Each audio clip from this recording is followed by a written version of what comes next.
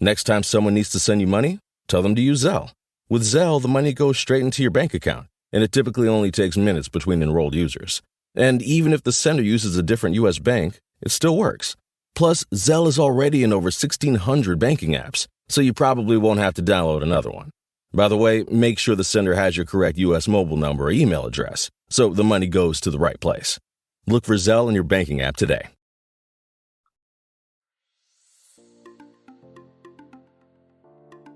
Welcome to the Hypothalamic Amenorrhea podcast. I'm Danny Sheriff, your host, certified fertility awareness practitioner, functional nutrition counselor, and founder of the HA Society, and of course, an HA recovery coach who has walked where you currently are walking. This is the place to come if you care about getting your period regularly. This podcast aims to educate, inform, and keep you motivated on your period and HA recovery track. So let's dive in. But last thing, nothing on the show should be taken as medical advice, so please seek the advice of your physician.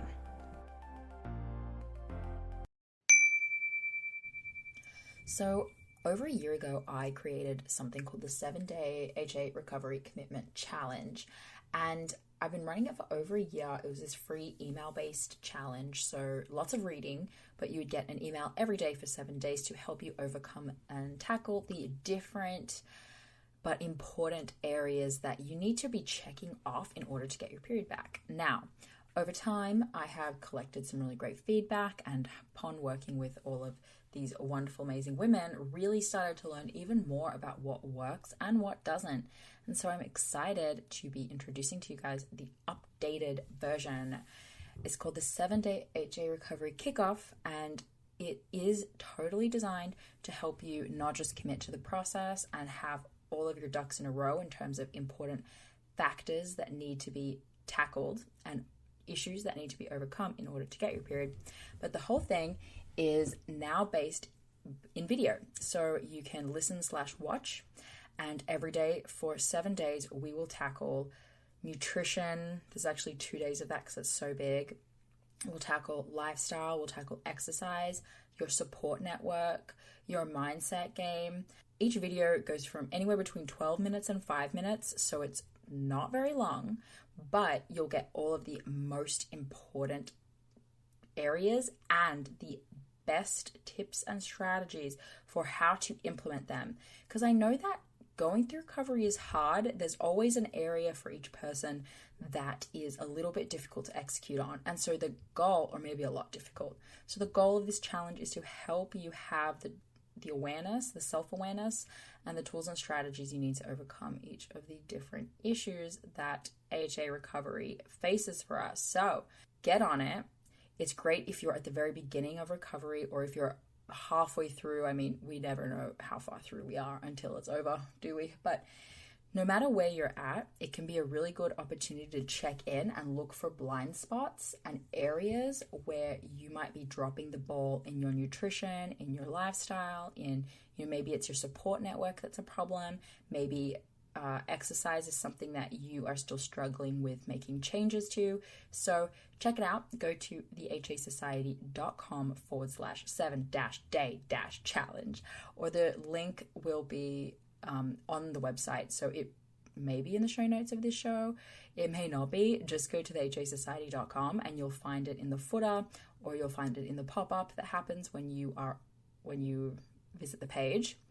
And we will see you for day 1 of the challenge.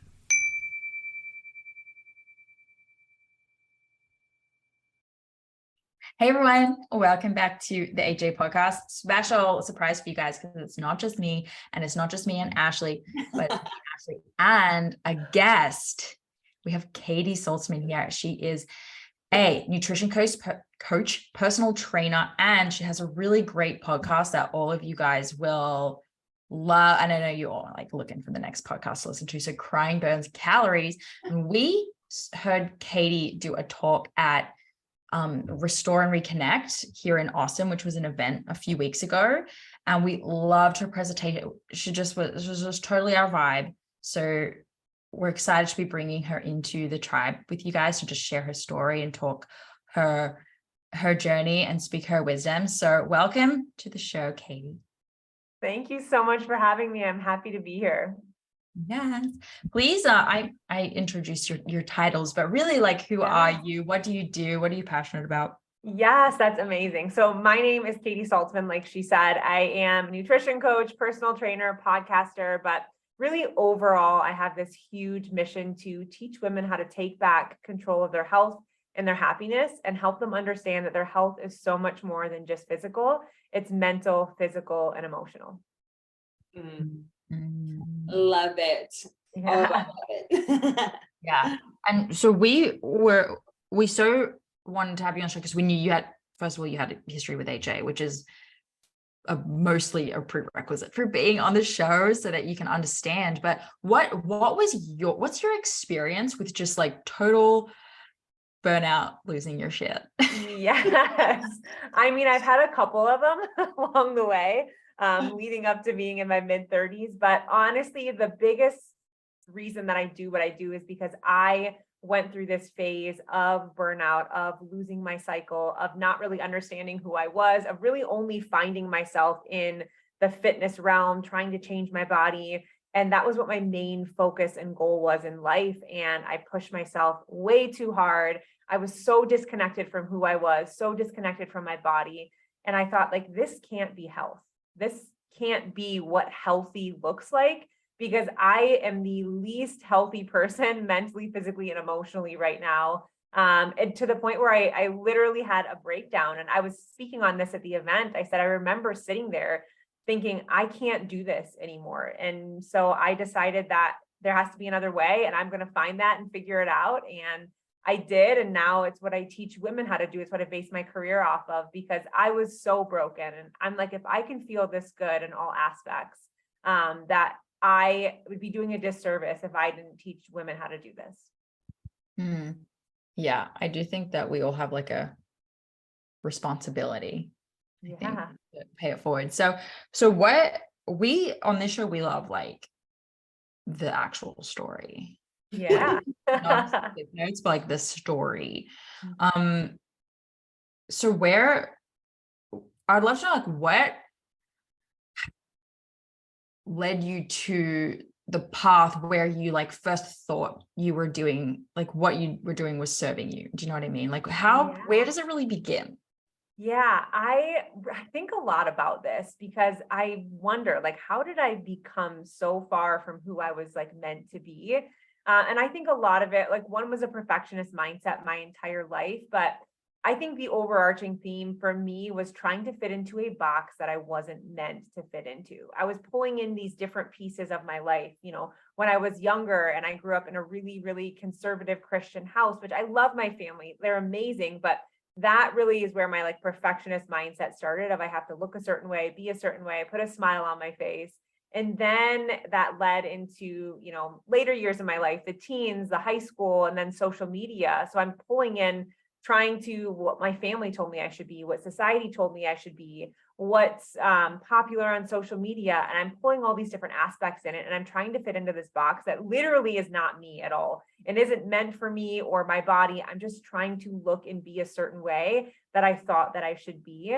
And that really led to burnout, not just physically, but also mentally and emotionally. It's exhausting to not show up as who you are in life, to not show up as your authentic self.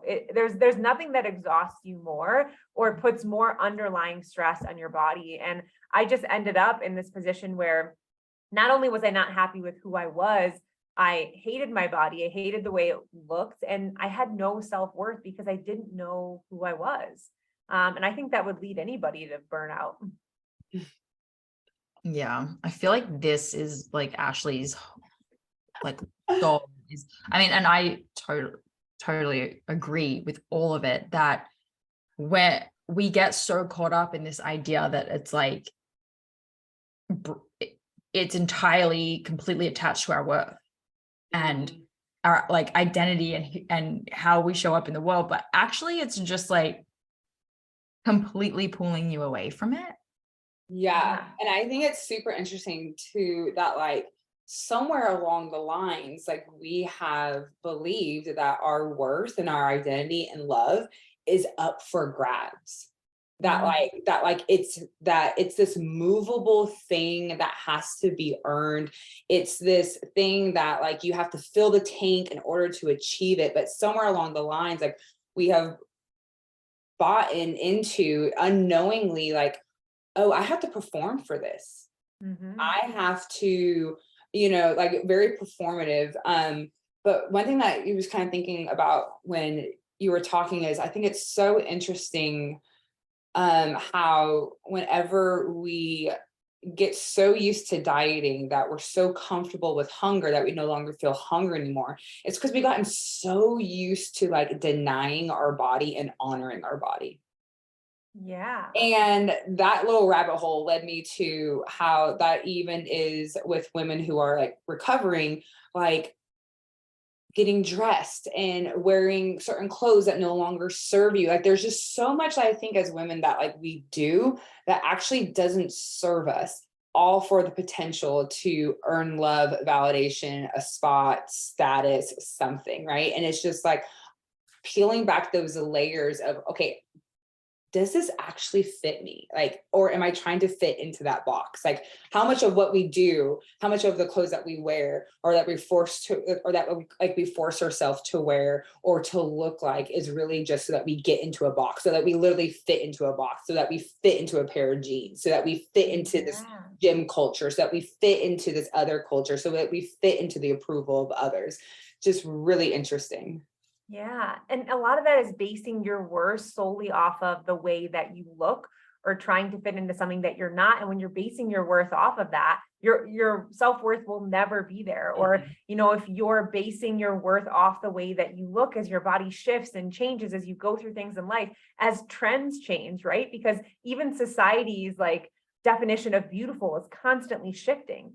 And if so, our self-worth is only in something that's constantly shifting. We're always going to be like chasing that. And that's not something to chase. So one thing I like to go deep with on women is like, when was the last time that you actually set a goal that had nothing to do with your body? That wasn't based upon the way that you look? When was the last time that you had something that actually filled you up, that helped you grow and evolve? And I talked with Ashley a little bit about this like soft season in life is we're always checking things off the boxes. And is that even meant for us? Is it even serving us? How do we do something that gives back to our body instead of takes away? And when I say gives back to our body, I don't even mean the way it looks. I really mean mentally, physically, and emotionally, because most of the things we're doing are completely draining and depleting us. And we're doing it to try and fit standards that aren't even meant for us. And it's like, what if we just dropped all of that? What would life look like? Yeah. So while women go through recovery, there's this point where we have to realize the body that you may want and has been told is validating and worthy is a body that will not menstruate for you. It will not produce hormones for you. Like you will not get a bleed at that body due to your genetics, right? Due to the way that your body's made up and how that is different than somebody else's. And so it's really at this pivot point of, do I let go of what is literally draining me and has put my body in a burnout? Like your actual body is like, yeah, we're just like not doing this anymore. You know what I mean? It's just really that place where it's like, yes, you can keep chasing this goal that doesn't serve you and only gives you temporary validation, love, and worthiness. Because as soon as you change, like you are no longer in that mold, or you can really start connecting with your body, healing, letting your body lead. Just like that soft season that you had spoken about, I was just like, yes, that's the other option. You know what I mean? Yeah. If your dream body is a nightmare to maintain, it's not a dream body in any way, shape, or form. It's like if everything you're doing is just making you miserable at all times to where you have to go to extremes to maintain it, that's not a dream body. If you're losing your cycle, we all here have gone through that. That's not a dream body or situation. And I know when I was at the point where I had lost my cycle, I was at the all-time low. Did I maybe look the part? Yeah, but did I feel that on the inside? No, absolutely not. So it's starting to shift away from like, what really does make you happy? And if your happiness is found in 6-pack abs, we got to go deeper. We got to start checking that, because that is not worth, you're risking your mental and emotional health for trying to maintain a body that's not meant to be maintained like that. Like, I don't know when having the most lean body and having 6-pack abs became this ideal picture of health, but it's not. Yeah, like there's an argument that it's literally the opposite. Yeah, it's not an argument. There's actually like scientific facts. Well, yeah, like I often think about like when I'm standing at the checkout at the grocery store and I see the magazines that they're still publishing, and there's like that fitness model on the front cover, and it's like, lose 10 pounds in 3 days or something like that. And I look at it and it's like, the irony here is that in preparation for this photo shoot, which is edited, but in preparation for this photo shoot, this person was probably literally at their most unhealthy. Yeah. And they're on the front cover of a health magazine. Like, the level of irony that we're at as a culture and we are totally blind to is actually mind-boggling. And it's so like institutional and just like systematic from being super young that we're actually brainwashed, and it's quite cult-like. And that's why it's very difficult to get to like shift your perspective. And often it takes women losing their health to be like, where am I? Like, what's going on? It takes reaching an extreme to like get us to come back from that, which is really sad that it's like that. But you're right. We're conditioned. I don't know. Did either of you see the New York Times article that just came out? I posted it. I posted it on my story. I just did a podcast episode on it. It's getting so much backlash, and for good reason. But the title of it is "Bye Bye Booty, Heroin Chic is Back," and it has it has like pictures of the Kardashians, an old school picture of Kate Moss, Bella Hadid looking very, very thin. And it's basically saying that ultra thinness is coming back. On the runway this year, we saw models like, last year we saw so much body diversity on the runway. This year, it's back to stick thin models. It's back to very small clothes. And this is the trend that they are coming back to, which is so wild to me, because our body and our body sizes are not a trend. And we think that they are, and we're associating it with that. And it's giving us like PTSD to anybody that went through the nothing tastes as good as skinny feels era, because that's what caused us to push our bodies to extremes and so much disordered eating. And my biggest thing that I was saying is like, this might be coming back in, but we have the choice to opt out at any point that we want, because this is not healthy. Well, we talk about all the time, whether it's our community calls on the podcast or whatever, is that there has to be this level of shaking, right? So we just get shaken up, or like, where are we? And then there has to be this level of like, obviously we need confidence to develop this. And that's what we're working on as we heal, right? Because that's really the like, but we have to get to this point where we're like, you can choose to do that, but that's not an invitation for me to join. You know what I mean? Like there's so much power in being like, okay, yeah, but that's like not for me. Like, thank you, but that's not for me. I mean, I just don't understand where we've gotten to this point to where it's just, oh yeah, I'm just going to do it, and no longer pausing and like, but is that for me? Right? Because a lot of the issues that we run into is so-and-so is lean and they have a cycle, even though we don't really know whether they have a cycle. Is it an ovulatory cycle? Are they on the pill and they think that they're having a cycle? Just like all the things, right? And one of the things is like, but like at the end of the day, you have your life experience of when I got this level of lean, and when it took me this much effort to get this level of lean, things did not go well. And because I have this firsthand experience, I'm going to opt out of that heroin chic is back.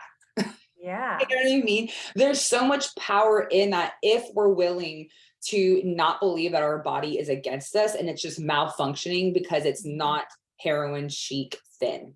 Yeah. You're exactly right. And what's crazy about it is that so many of our builds aren't even like, I have an athletic build. I will never, even if I went to extremes, I would never be that small. Not that I'm even willing to do that or compromise that anymore. But what we have to understand is going back to like, our body sizes are not a trend. Our body sizes are what they are. The way our body is actually so beautiful. And the more we can embrace that and work with it instead of constantly trying to achieve something that not only we'll never achieve, but in order to do that, it's extreme calorie restriction. It's pushing our body to crazy limits with workouts. And also it's compromising our mental and emotional health. And it's just not worth it on any level. At a minimum, it's a complete waste of your time. Yeah.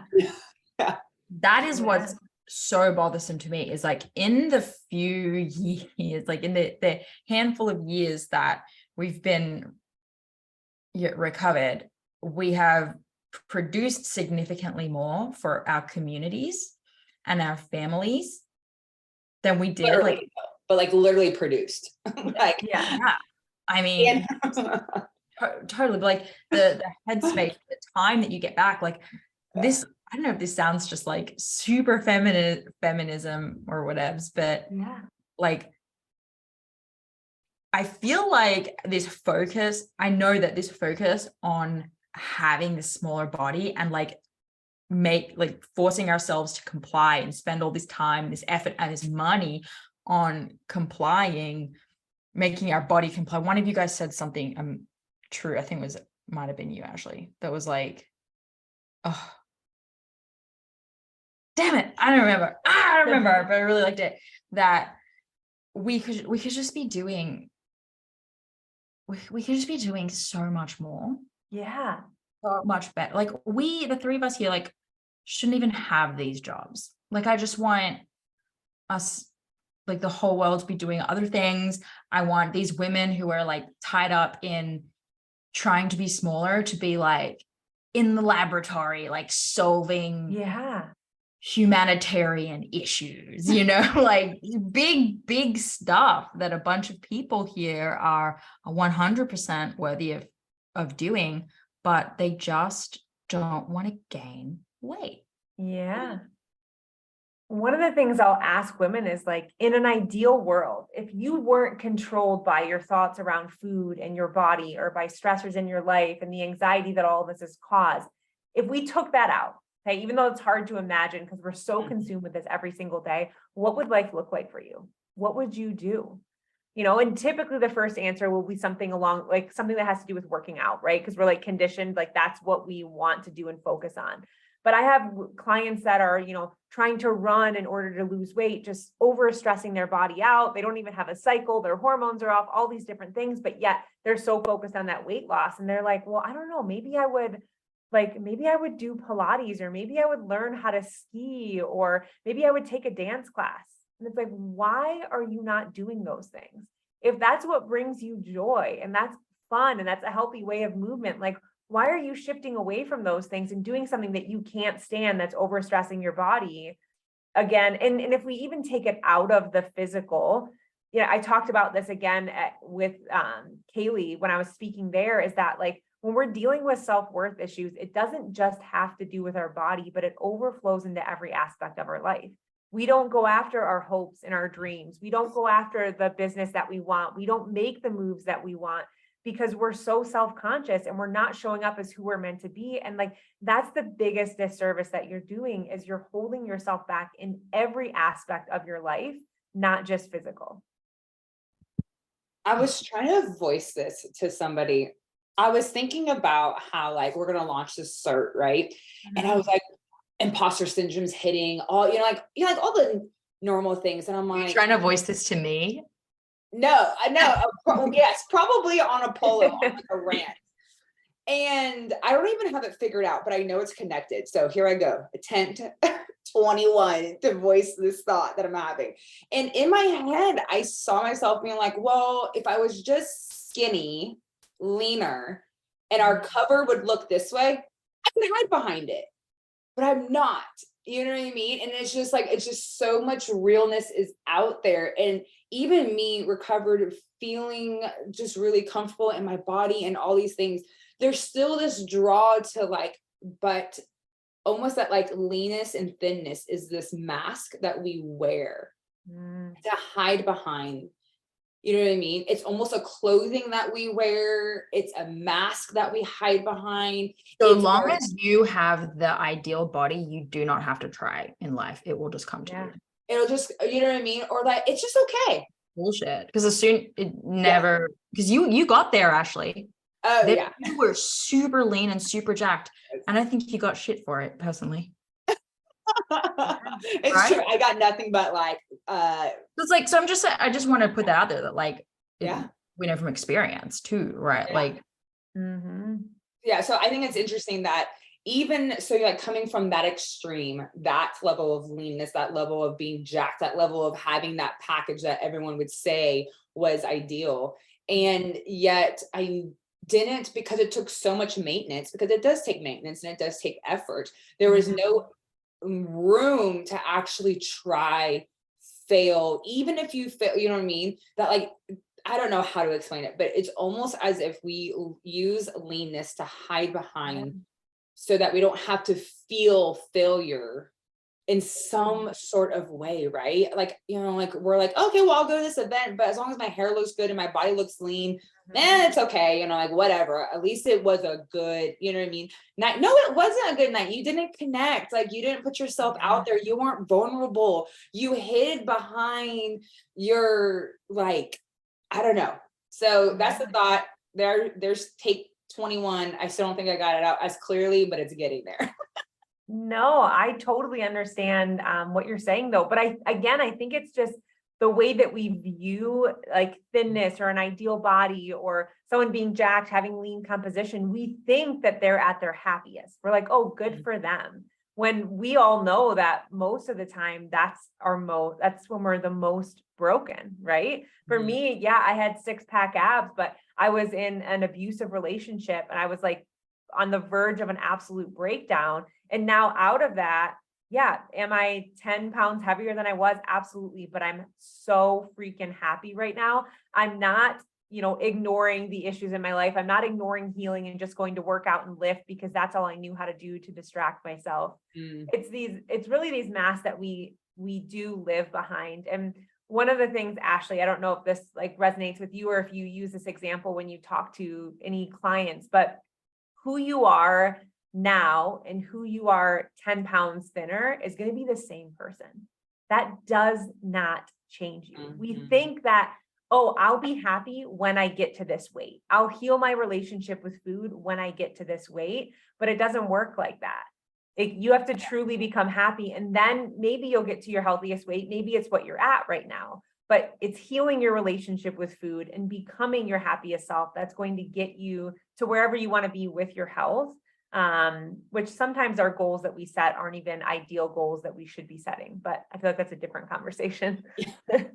Great conversation, but yeah, I think it's one of those things where I think that we think happiness is tied to a certain body composition, right? We're like, how do I be happy outside of that?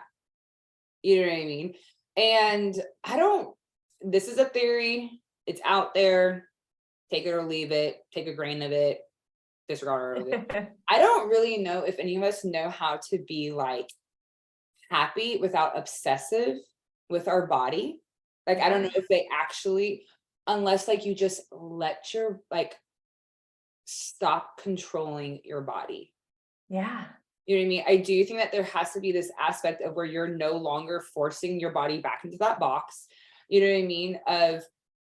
Is it possible that you find happiness then whenever you're not warring against your body, you're not forcing your body, you're not pushing it, you're actually letting it be and living in your body and living your life? Not that it is this certain body composition, because you're not going to maintain that for the rest of your life. So are you trying to tell me that life's over? You hate life. You hate everybody at 90 because you lost your physique?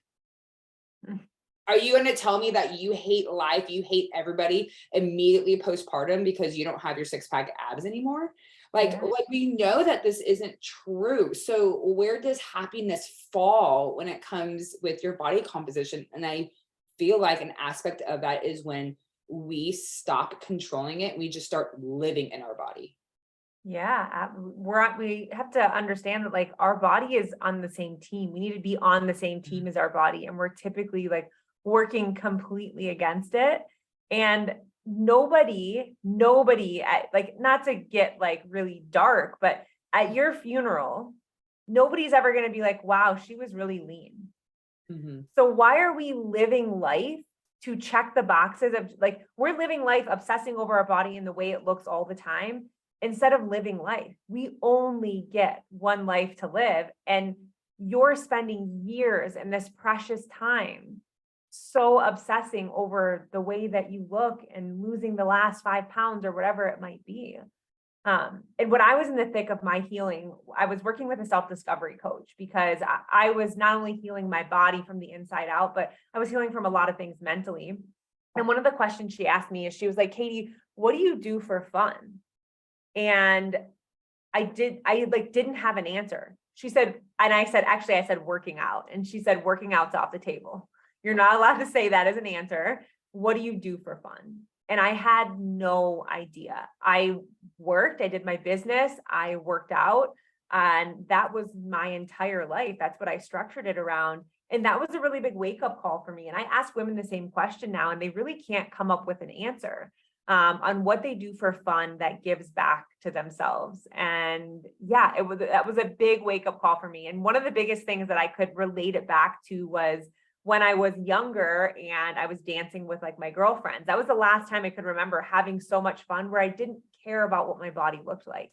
And she was like, awesome. Like, what dance class are we signing up for? So I signed up at like 30 years old for a hip hop dance course, and I got humbled at how not good of a dancer I was. But it was an experience that grew me so much. And I was able to laugh, and I was able to be sort of carefree without judging myself or my body in that moment. And that was the first time where I'm like, this is actually what life is about. And if I can do more of these things that add back to my life, I'm going to start creating this life based around happiness. Cloud. Hey, everyone. Before we jump into this episode, we have some very exciting news. January 10, the next cohort of the Restore program is here. And we have put some like rocket fuel on this program. We are so excited. Yes, we are so pumped to bring you a program with weekly, yes, you heard that right, weekly live coaching.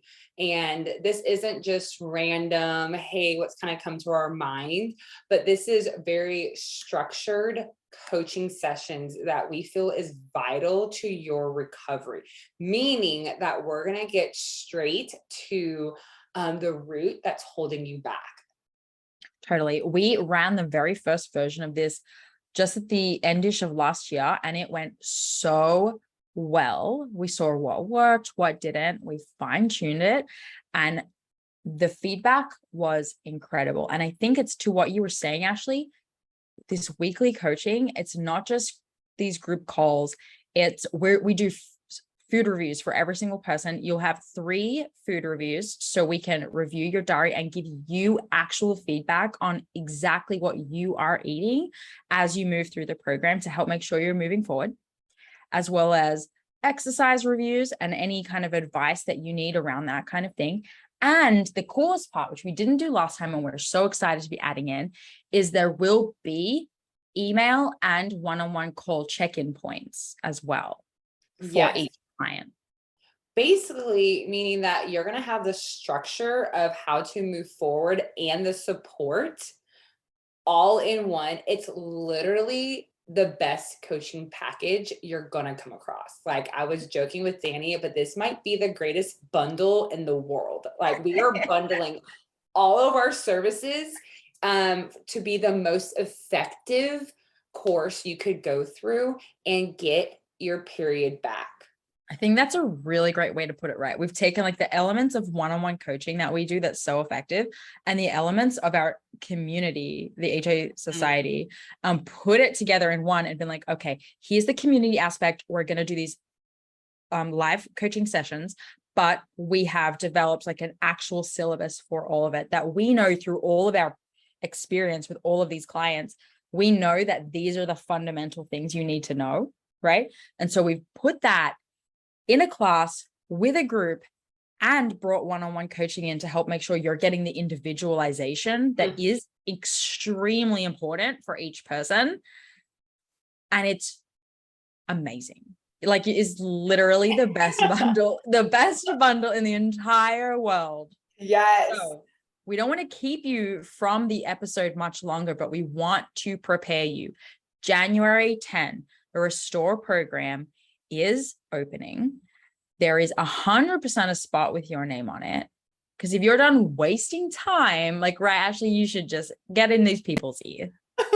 Basically, we don't want you wasting any more time on like something that can be fixed. You're not the unicorn. I hate to tell you that you're not the unicorn. And I don't want you to be the unicorn. Come get your hormones restored, your period restored. And if you want to have a baby, let's do that too. I mean, I can't exactly help you, like, yeah, we're there. the process, but we can get you ready. We can get you ready. You can get that too. Yeah. It's like, what is getting your period back worth to you? Is it worth waiting any more? Is it worth continuing to DIY it? Which there's nothing wrong with that. But if you want to actually get your period back and have it be in the healthy parameters and work hard on your relationship with your body and with food, this program is 100% perfect for you. So come and get the help of both Ashley and myself, both of us, right? Yes. Taking you through this program along with everyone else that joins you. Come and do it. Check out thehasociety.com/restore. Sign up for the wait list. Get ready, because Restore is coming and 2023 is going to be your year. Yes. Excited to see you there. Nice. All right, on with the show. And that's when it gets really hard, when the voice pops up that's like, hey, like, lose some weight, which just, it's there, right? Yeah. It pops up. It gets very weak. It really loses its power when you have all this evidence and this experience and your life is full. Like, I'm like too busy, like, having fun to like do that stuff. And I would love, actually, because I do want to ask you about the goal setting thing that you do with your clients too, but I would love like any tips that you have with when it's cropping up, that thought is popping up, like that it's a distraction, right? It's trying to take us away from like this amazing life we could be living and this fun that we could be having. Do you have any like cool mindset hacks or strategies or anything? Totally putting you on the spot. No, that's okay. Or just like when someone's like about to get distracted. Yeah. Which makes sense, because we're conditioned constantly to be like, oh, this fits a little bit tight. What diet am I doing? When am I, like, how am I working out today? What am I crushing? Neurological pathway. This fits tight. Yeah. Like, and your brain goes down the pathway. How do you like pull that? It's that masculine energy that I think we're all conditioned to instantly go to. And it's hard. Like, look, I'll be honest, it takes practice. I wish I could say there was one thing that was like, this is like the ultimate hack, but really it takes practice, because your mind is conditioned a certain way. So in order to recondition habits, patterns, and behaviors, that takes time. It takes earning a little bit of trust, and it takes trying something new. But I think the biggest thing is creating a moment of intention around that. It's like, okay, so if you are feeling like you want to change your body, instead of, my biggest thing is always doing things that give back to your body. 1,200 calories doesn't give back to your body. So if you're feeling like maybe you haven't been making the healthiest choices, cool. What is one thing you can do that's giving back to your body? What is one thing you can focus on that? But I'm always saying, okay, if you want to do one thing physical, cool. What are we balancing it out with that isn't physical? How are you creating fun in your life? What is like, how can we create the masculine and the feminine and really balance that out?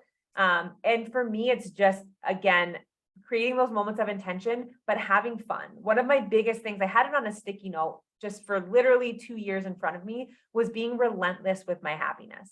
And when those thoughts kicked in of, I want to change my body or I should be dieting, is that being relentless with my happiness? No, that's letting old patterns and behaviors kick back in. And that's going to take me to a place that isn't relentless with my happiness. So my thing is I always keep sticky notes in front of me for little reminders, because when that voice in your head kicks in, again, it takes practice to turn it off. Yeah. Yeah. You don't lack the discipline to work out. Like, that's not a muscle you need to flex anymore. No, we don't need to work on that anymore.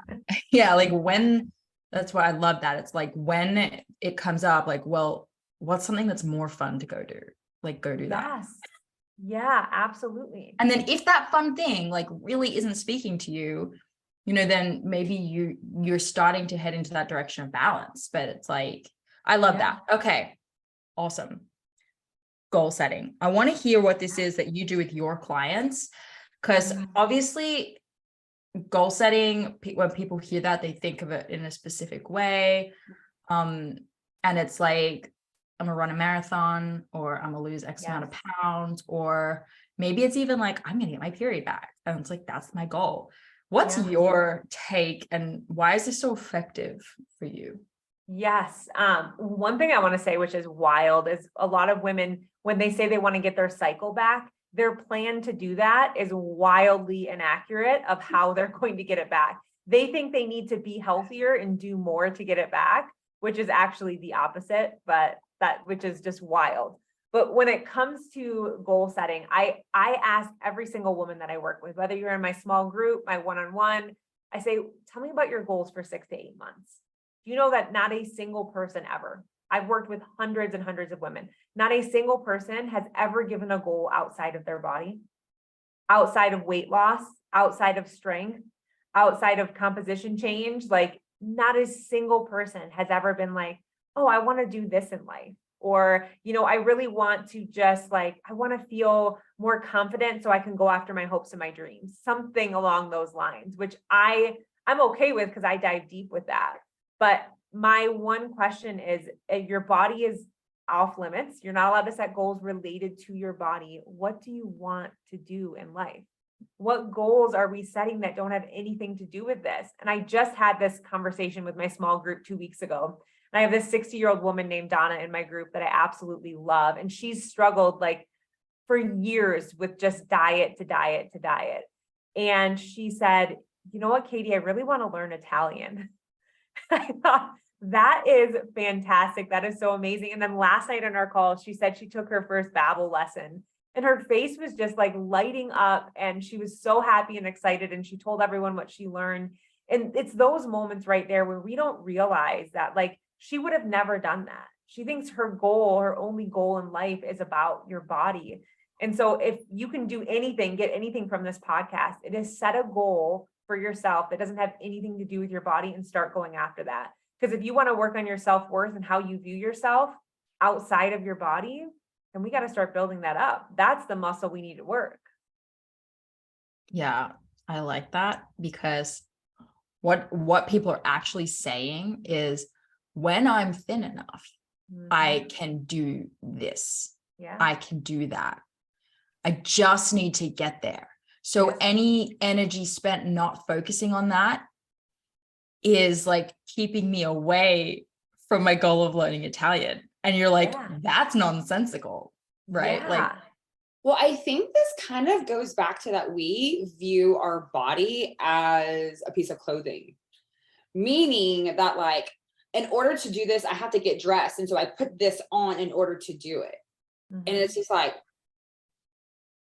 where did I ever, when did that start thinking that? Because you look at kids, they wild. They will do whatever, clothing or no clothing, right?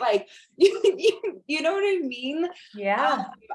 I have this group of kids who play in my street literally they're probably like the last kids on earth that are playing outside, but they're outside all day, every day. And the things that they do, you know what I mean? And like my little one, the things that she tries, the things that, you know what I mean? There's not this, let me get ready, let me look like something before I go and do this. Again, going back to it being a mask of what if I fail? Mm-hmm. I don't know. I just don't know where we came to the point where our body was like a clothing item. No, I totally, I couldn't agree more. And one of the craziest things is like, for women, if you ask them, like, do you believe you're more than your body? Do you believe like your worth is so much more than your body? And they say yes. And it's like, well, why are we not treating it like that? Why is that our only focus every single day? Why is it the only piece of clothing that we're putting on is the way that we look in our body? If you believe that you're more than your body, if you saw your best friend and you were like, yeah, she's so much more than just her body, she's this amazing human being, that's how everybody views you too. And it's time to start viewing yourself like that and treating yourself like that. And what if that shift was the shift that you needed to get your cycle back, to create this happiness in your life, to be the healthiest version of yourself? And when I say healthy, that doesn't mean it has anything to do with your body. Mm-hmm. Mm. Love it. Sort of and I know we're like shorter-ish on time, but this is like kind of a left turn. When I hear stuff like this, when we're all totally in agreement, but I sometimes slip into like, if I were a client, what might I push back on? Like, what might I be like, well, but actually, and one of the ones that comes up, because I hear it, is but like just the fear that others will see us, like that, this strong belief that other people really do subscribe, really do subscribe to that. Yeah. And I mean, I just want to be like, well, screw them. You know, well, you can't control them. Well, I think that goes back to that invitation. They likely do. They likely do subscribe to that. I mean, I think about like the older generation of women who probably still subscribe to that. And is it like, it's not just us that are exiting out of that, right? You know what I mean? But like, it's very, it is real that I'm sure. I mean, like I have some clients who have some like, their moms, my goodness, let me write an email. You know what I mean? Yeah.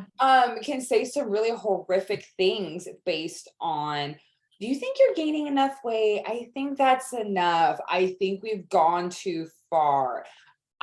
Do you really need to do that? And so the biggest thing that I see out of that is like, can we have compassion for your mom, that's where she's still at, and that's what she's still struggling, and that's how she views herself and everybody else, and that is true. But is that the life you want? Because we're gonna have to do something different. Yeah, absolutely. I mean, I think compassion is the perfect word for that. And then I also think it's important that we create the necessary boundaries and create that new environment that we want. I talk all the time about changing the conversation around health, and I try and emulate that in every aspect of my life. Like, you will never see me walk into a room full of my girlfriends and compliment their bodies and talk about what diet we're on. And that's all I did for years.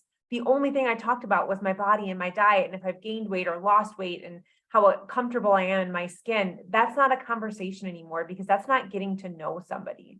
Like, can we stop having these surface level conversations with women? Because it's not only uncomfortable for us, but it's uncomfortable for them. And it keeps things going in a direction that we don't want.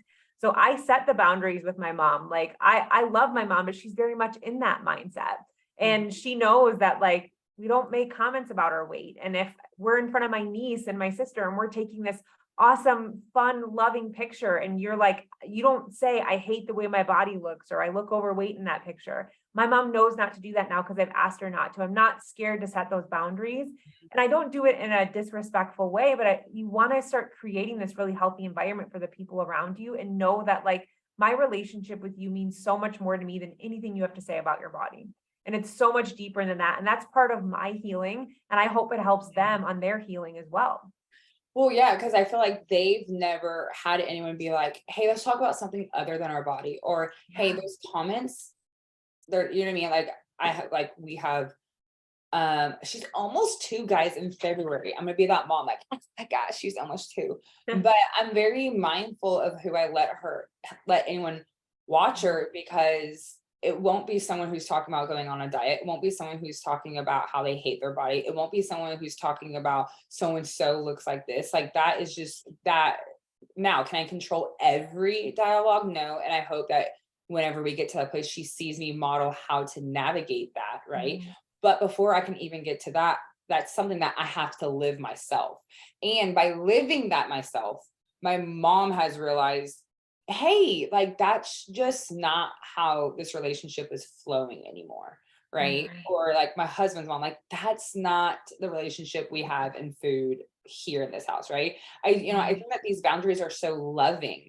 It's loving, but it can be confrontational because Mm, they've never had someone model that for them. They've yeah. never seen what can health look like outside of your body. Yeah. It is a hard conversation to have, and it's uncomfortable at first. The best way I look at boundaries is they are there to improve the relationships in your life, not to take away from them. So whenever I'm explaining boundaries, I always try and explain that like this is going to help us have a better relationship. So true. I'm glad I put you guys down that rabbit hole, because I think it's like, it's well and good to believe one thing, but we also just need to like touch on fear of the opinions of others. It's huge. Love it. Okay. All right. This is awesome. Before I ask another question, Ashley, was there anything you wanted to like pick Katie's brain on?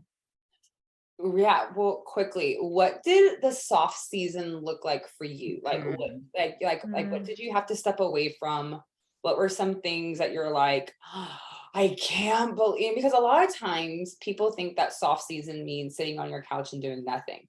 And while, trust me, I've learned to embrace that and I love it, but there's so much more to rest in a soft season than doing nothing. And while I think that's super important, and like we do need to get comfortable with doing nothing, that's a whole other thing. Yeah. Yeah. Rest is also like, that is also going to push you forward in the direction. There's a lot of there's a lot behind that. But as far as what I did, I pulled back completely from working out. So my soft season, I had lost my cycle. I was losing my hair, and I was like, this has to change. And I had some doctors have some serious talks with me. I mean, I had my hormones tested, everything. I physically, like, my body was producing no progesterone, everything was thrown off. And also I was super unhappy. And so I pulled back from any sort of working out, any sort of lifting for 3 months. I'm a trainer. That was the hardest thing I ever had to do, but the best thing that I did, because it wasn't serving me. My body, I was using it as an outlet to push away from other things. And I had to heal what was going on in my life. So my soft season looked like a lot of walks in the sunshine, putting myself out there, meeting other women. I chose to not, look, I'm single right now. I've been single for 15 months. I chose to not put any, go on any dating apps, not distract myself. I needed to feel fulfilled. And I had reached for fulfillment in every other aspect of my life instead of finding it with myself. So my soft season was that I would wake up in the morning and I would do like a little bit of yoga and mobility and some journaling, which was never anything that I did. I went for walks in the sunshine with my dog. I started going to these events in Denver, these community women events where I was connecting with women. And like, look, there's so much value in true connection, and meeting people and getting in the room with people that lift you up. And then for me, the soft season was really transitioning my business from this physical health aspect to mental, physical, and emotional health. And all of those things, like, I feel more aligned in my life and my body and my business than I ever have. And it was because I took that season of softness and I didn't focus anything on my body. And I focused on how can I build more connection in my life? How can I love myself more? And how can I build more connection and community and create a safe space and environment for women? I love that for so many reasons, because it's like we talk about this all the time, is that you have to reconnect with the feminine energy and connection. And that's like kind of like what I feel like that's what I heard, is like this Yeah. reconnecting with the feminine energy. I was talking with one of my clients of like, I function so much in the masculine. That's always going to be running in the background. I don't need to practice it anymore. It'll always be there. It'll pop up. It's like will always be there. It is not going anywhere. I put too much time and effort into that sucker. It is not going so anytime that there's an opportunity for growth, I do now reach for a feminine energy aspect, because it is the deficit that I do function in. And so therefore, like, I don't need to worry about being more disciplined. Yeah. Anyone with HA does not need to worry about being more disciplined. Okay. No, if anything, we need to reinvent what actually discipline is. And did you know that there's an ebb and flow is not the opposite of discipline? Yeah. Like, it is not the opposite. It is like the partner to it when it comes to feminine energy. Anyways, I just love that, because so many of us need to like embrace that. And maybe that means taking some things off our plate. Yeah, exactly. That 100%. It's not what can we add to it, it's take away. One other thing I did that I didn't mention is I was a group fitness instructor. I taught at Equinox. I was like the best butt ever instructor. I did the HIIT classes. Like, that's what I was known for. That's what I built my name on. And I stepped away. I taught on stage at an event last weekend, but outside of that, I haven't taught in a long time, since I left Equinox, because I had to pull away from all of those masculine energy go-getter things in my life, because they were not aligning with me anymore. That doesn't mean I don't care about my health. That doesn't mean I still don't like to work out and be fit. I like to do it in a way that serves my body, not takes away. And what I had built, everything was just taking away from it. So I had to just stop and relearn before I was able to pick it back up. Like that. Yeah. I think that, okay, like our like takeaway homework for everyone listening is what,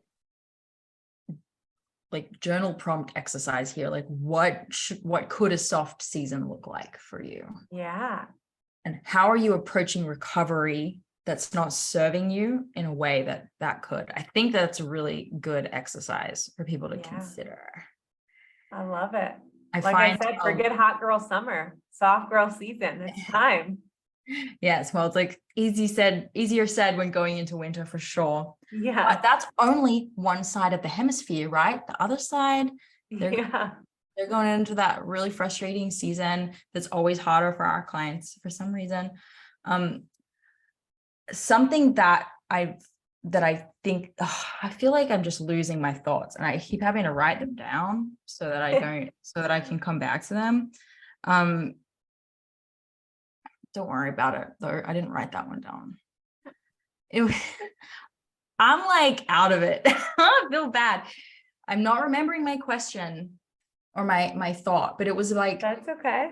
It was important because I feel that I see clients often sharing that they're approaching recovery in such a way that they're doing everything they can and are checking all of the boxes, and they would like to know what more they can do. Mm-hmm. And that's like, I wanted to just place that as an example for the homework and based on what you guys were saying, because if you're asking that question as well, it's like a red flag to me that like you're taking the wrong path to get to your soft season, if you will. Like if you're saying, what else can I do? What else can I take? Is there anything more I should be doing? Because you're very studious, you're very conscientious, but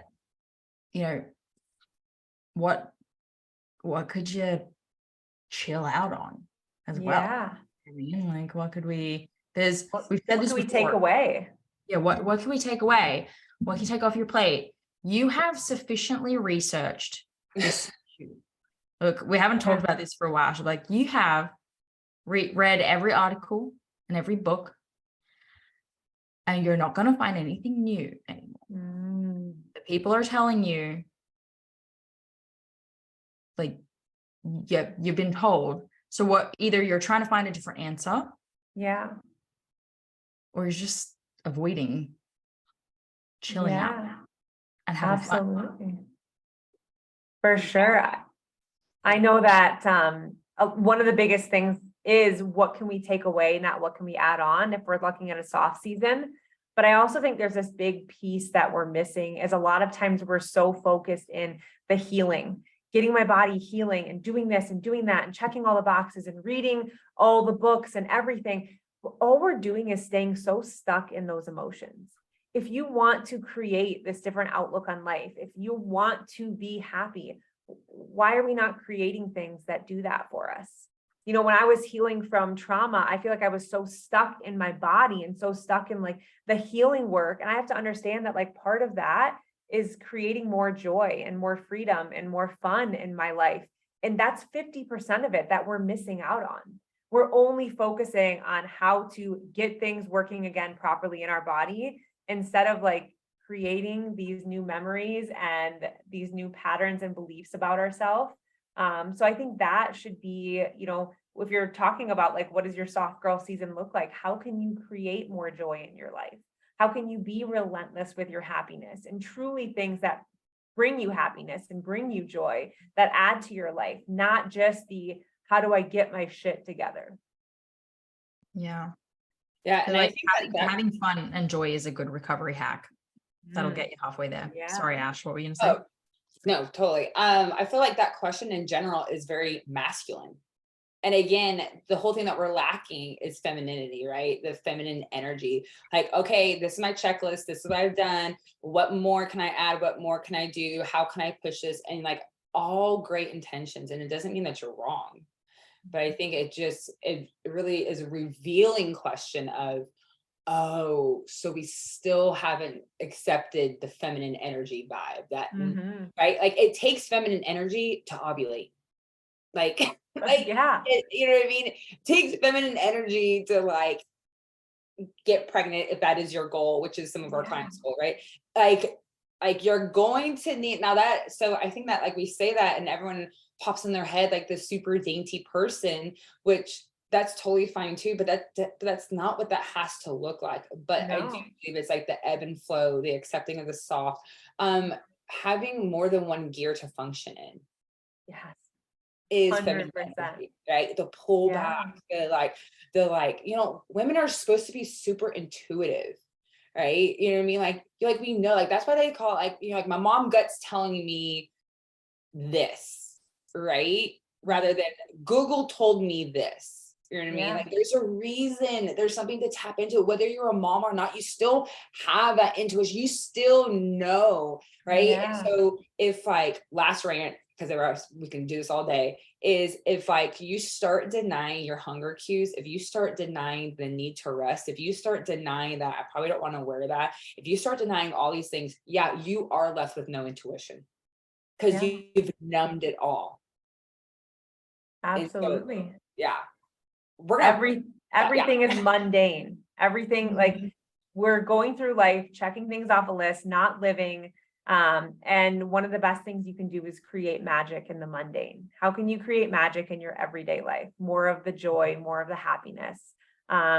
We can add it in. We're missing out on so many different aspects and ways that we can add it in even small amounts. So I think that'd be my biggest like question for all the women listening is like, how can you create that magic in your life in the little things and understand that like that is where you'll find that true balance and that is where you're going to find your happiness.